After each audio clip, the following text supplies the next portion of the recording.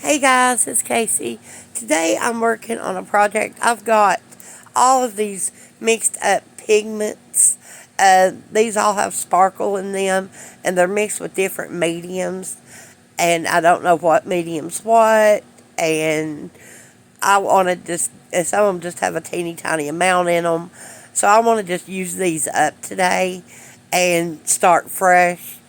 So what I'm doing is I'm going to do a pour with them, and I'm going to show you each and every color I've got here, except for the golds. I have a bunch of golds, but I'm going to show you pretty much every color I've got in these cups, and we're going to go through them, and we're going to lay them down on the canvas in a random order, but I'm going to work my way from red to yellow. And that means I'm going to start with red, go into purple and pink, and then into blue, and then into green, and then into yellow. So I'm going to start laying my red down first. And like I said, I only have small amounts of these colors, so I'm just scraping the cup and getting out what I can without getting out paint chips and stuff, hopefully. Uh, and these all have sparkle, so everything's going to dry super sparkly. Uh,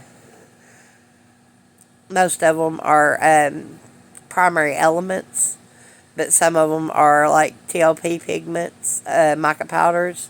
Some of them are even Mayspring.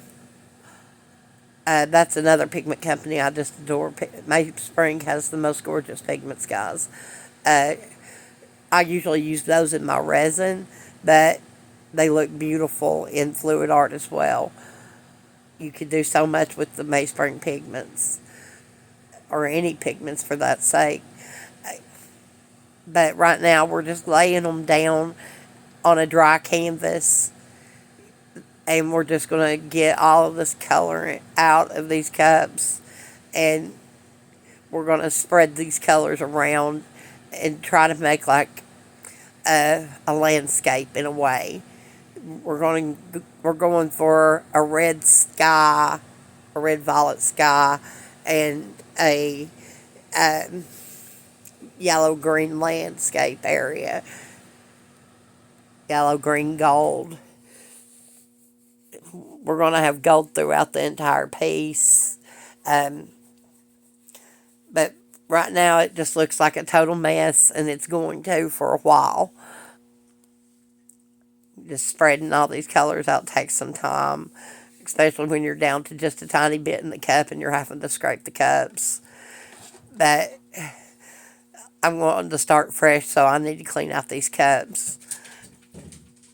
And this way I can label everything as I'm using it, so I know what's in my cups. I have a bad habit of not labeling my cups, or having it labeled and then mixing something different in that cup and not putting a new label on.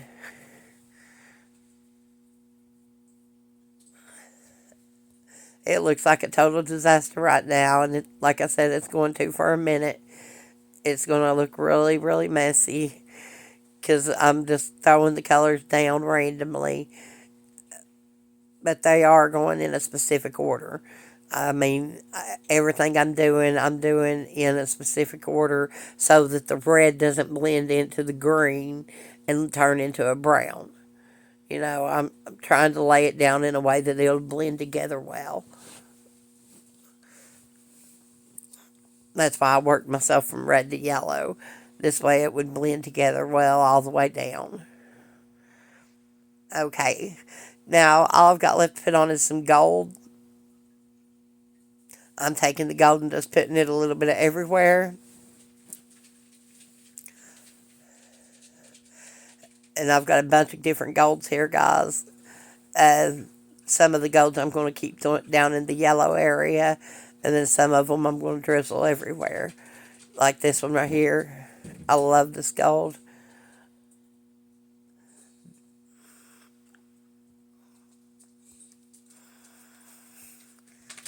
So we're just drizzling and having fun.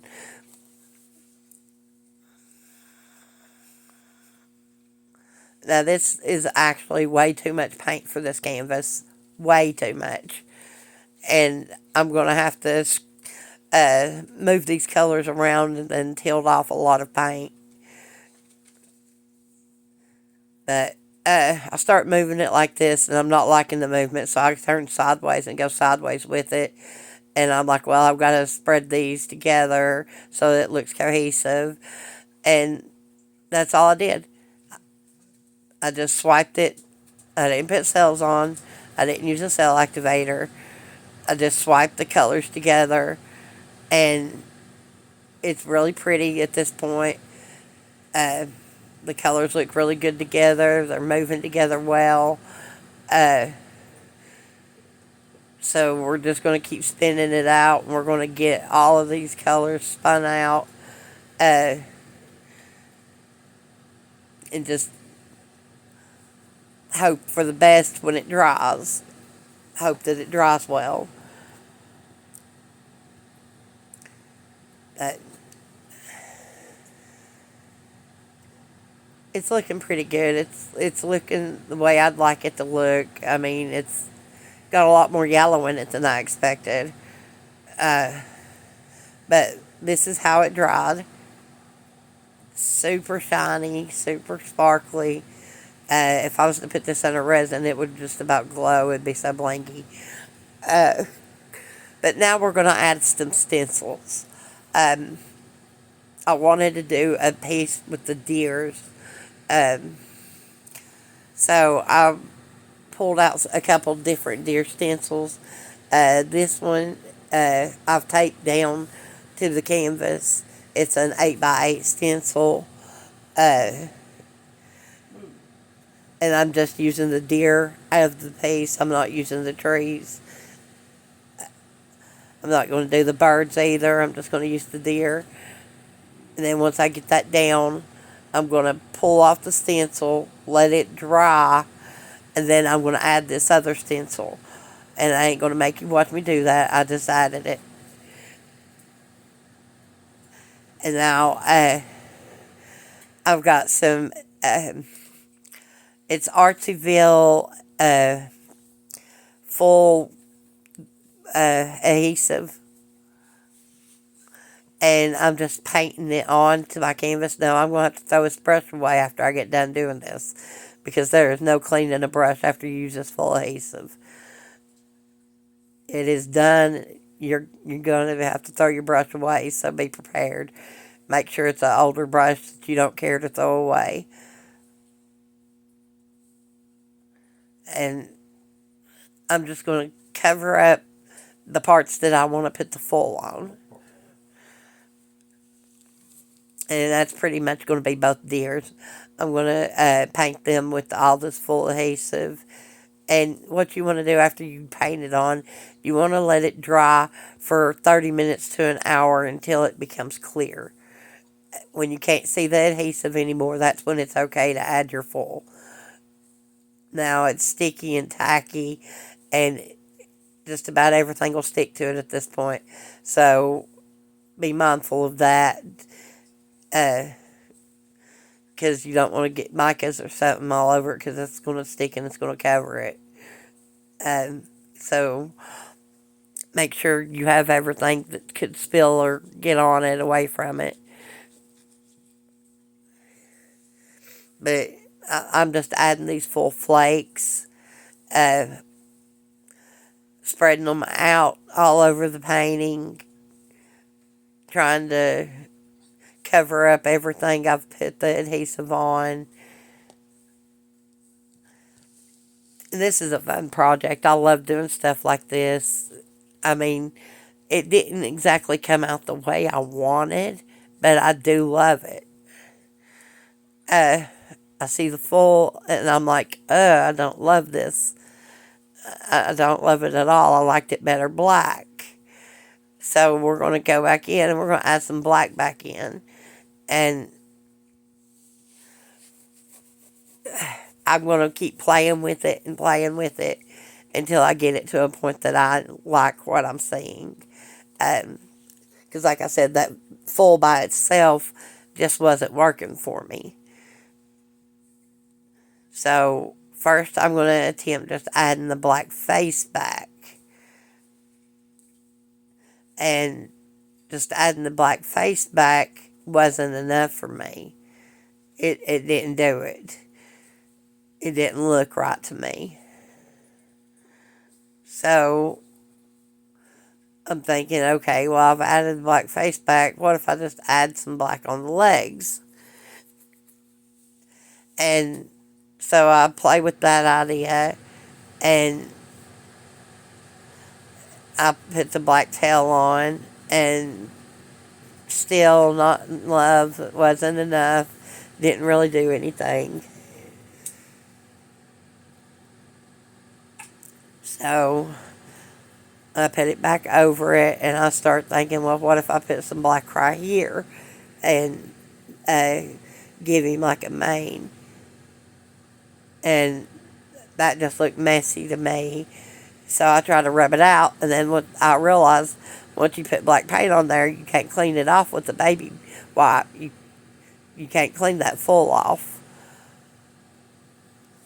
So I start adding black lines and just enhancing the piece with some black lines and some marks. And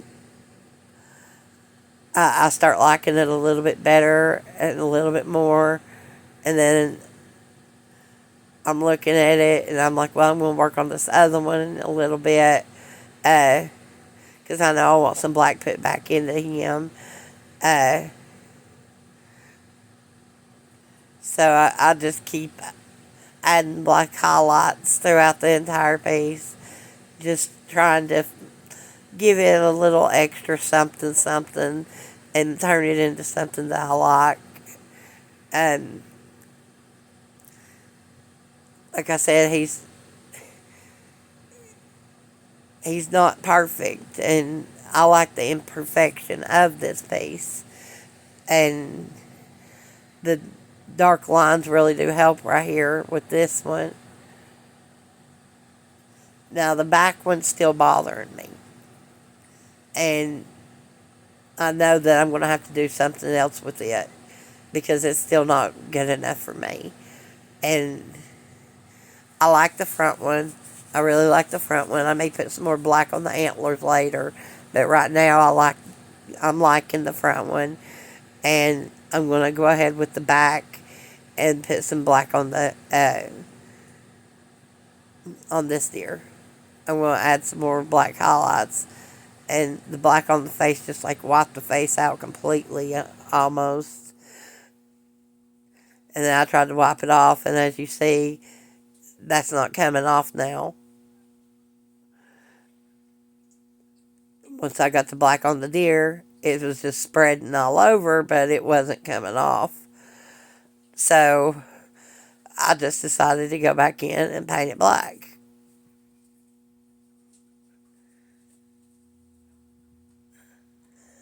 And I'm so glad I did, because I love it now. I think the darkness of it against the front one that's got so much gold in it really gave me the contrast that I needed. And once I get this under resin, this thing is going to be gorgeous. I'm waiting on my resin to come in, so I'm not going to be able to resin it today. As soon as my resin comes in, I've got a lot of projects that I want to get some resin over, and then I'll show them to you. But right now, I'm not resining anything. But this is the end of it for me, guys. I hope you guys enjoyed this. I've put a lot of work into this piece, and I really love how it came out. I think it's absolutely gorgeous, even though you can't really see the deer's face in the back. But that's okay. He's out in the distance. So I really love it. I hope you guys like this one, and we will see you next week on the Creative Art Collective. We're on every Wednesday at 6 p.m. UK time, 1 p.m. Eastern Standard Time. It starts with Taslima My Art, followed by Let's Pour with Patty. then me, Casey of CWV-Artistry, and last but not least, Sheldon Briscoe of Shell Rock Art, who has been on a break and we hope to have back soon. You guys have a beautiful, blessed day. We will see you next